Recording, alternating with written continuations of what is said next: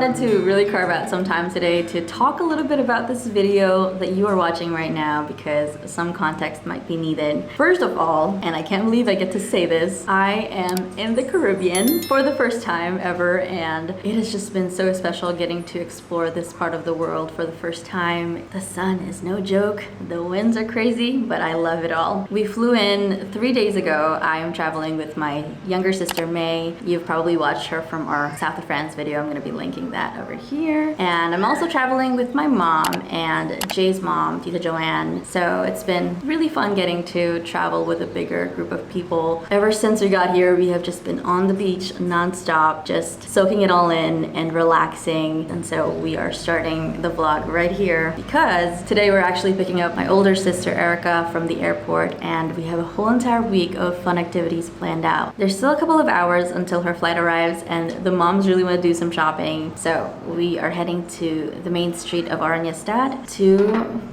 do some souvenir shopping. We rented a car and it was easily one of the best decisions that we made. It allowed us to get around the island and its many roundabouts much easier.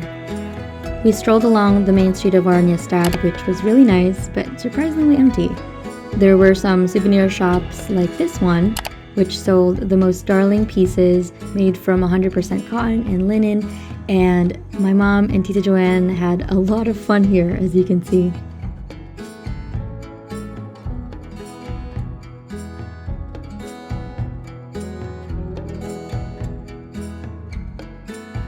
One of my favorite things about Aruba so far is its architecture. It is just so cool to see the Dutch colonial and the Caribbean styles all mashing so well together, like the traditional Dutch gable design, but with the colors and the quirkiness, if I may, of the Caribbean influences, making it such a unique look.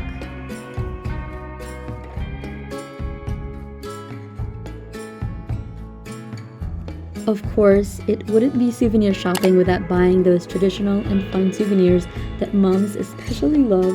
They have just about everything here, and they were so sweet to give us these matching Aruba bracelets, which of course we wore immediately. There are also a lot of international brands to shop from, which is really nice to know as a reference, and I'm pretty sure we would have kept shopping if we didn't have to pick up my sister from the airport.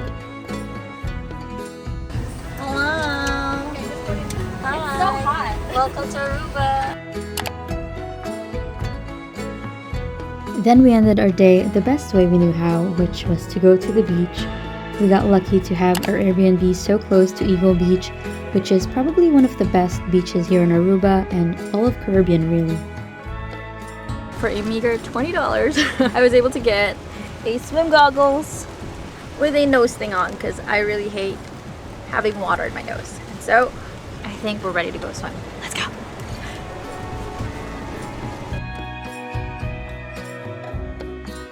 You ever have moments where everything feels so incredibly unreal and you're like, it's not supposed to be this easy to access such gorgeous blue waters and the finest white sand beach and have the most beautiful sunset of your life the 4th day in a row, but you do. And you even get to share it with people you love. It feels so unreal, but at the same time, just about the most real thing you've felt in a while. Good morning from Aruba. I'm gonna lock you out of here. No, don't lock me out. These past few days have been so incredibly chill and relaxing. I've developed a really nice tan line, but today it is going to be rough in more ways than one, and that is because we are heading to Arikok National Park. I hope I'm saying that correctly, but it is a desert national park that is so unique to Aruba, and it is actually covering 20% of the whole entire island. It's just such a beautiful way to see Aruba beyond its beaches. Our rental car has been so incredibly helpful, but it is not going to get us anywhere, so we gotta pick up our ride for today.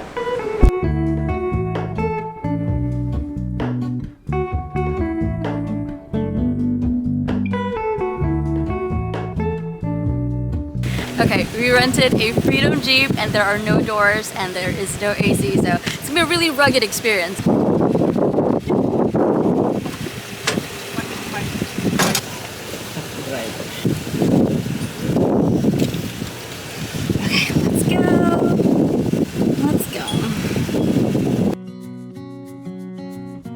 As I was driving, it was really cool to see how the local flora changed, from coconut and palm trees to mostly cacti and desert vegetation that covers Arikok National Park. This island is truly so diverse, and it feels like such a shame that some people don't get to see it beyond the beaches.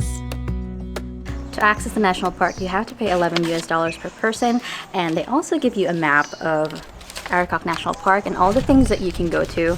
It's really cool because going in, they ask you what kind of car that you're driving, and from there they'll tell you what you can access and what you can't. Because you have a 4x4 Jeep, we can go to the natural pool, which is currently, as we speak, open right now. So we're gonna head there right now and take a little dip. We all got to wear these bands saying, "Enter at your own risk," which all seems very foreboding until you realize how, like all national parks, Arikok has its own dangers that come with its beauty. He is taking the first shift. The road starts out relatively smooth, which is why some cars can still access some areas, but it quickly made way to some really rough terrain and an even rougher ride, which some of us enjoyed more than others.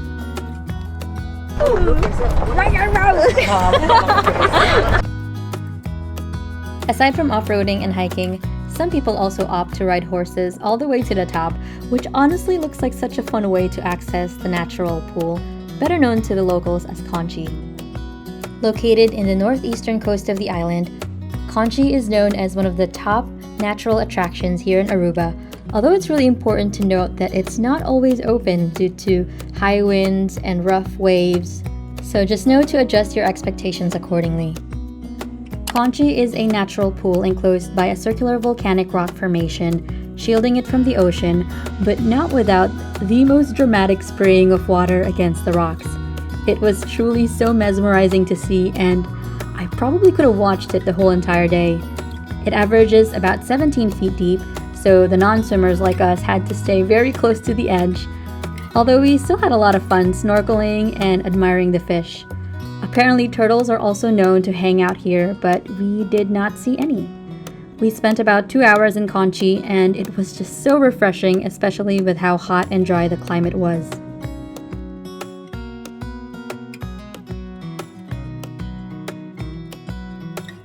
Then it was finally my turn to drive as we set out to explore the rest of the national park, including Fontaine Cave, which is known for its geometric and zoomorphic cave drawings dating as old as 3,500 years.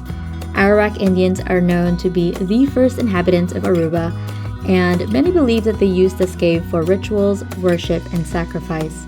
Newer graffiti can also be seen, such as one dating 1583, and of course, the stunning stalactites and stalagmites that have seen thousands of years pass and have been home to many inhabitants.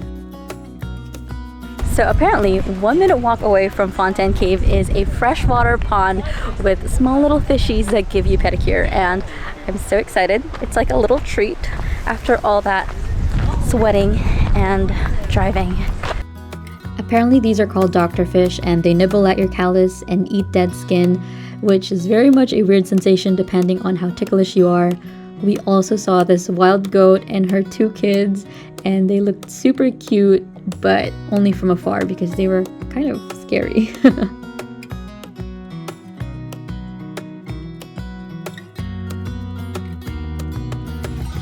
We also stopped by Boca Prince Bay, which is this beautiful white sand beach that is secluded and surrounded by rocky cliffs on either side, giving the landscape such a beautiful contrast.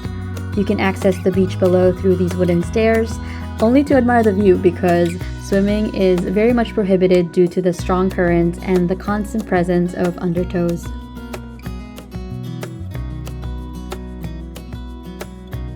Finally, we stopped by Dos Playa, or 2 beaches, and while swimming is also not allowed here, it was definitely a beautiful spot to end our adventures for the day.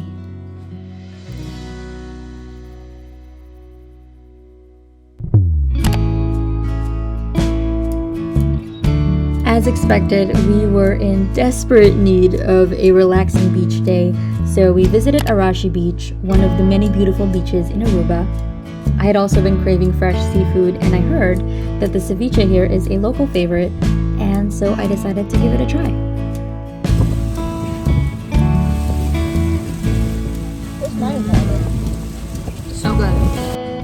We spent our afternoon reading, applying tons of sunscreen, and of course, enjoying the warm Caribbean Sea.